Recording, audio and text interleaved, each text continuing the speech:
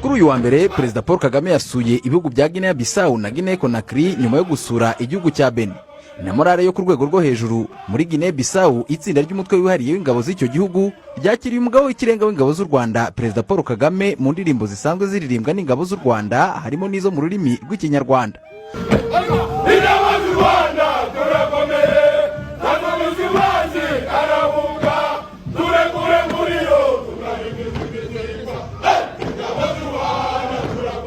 Ni amashusho yasakaye ku mbuga nkoranyambaga ndetse azamura imbamutima za benshi.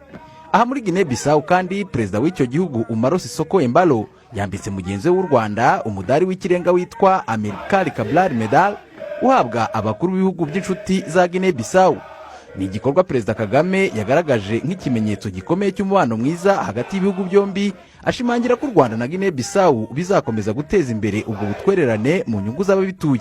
Rwanda and Guinea Bissau are working together to build a solid foundation for cooperation that will benefit our citizens.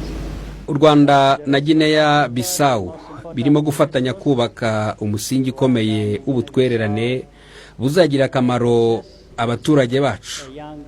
Kimwe n'ahandi muri Afurika, umutungo ukomeye u Rwanda na Guinea Bissau dufite ni abaturage bakiri bato. Inshingano yacu ni ukubaka ituze n'umutekano kugira ngo urubyiruko rwacu rubashe gukoresha ubumenyi rufite rububyaza umusaruro ushoboka.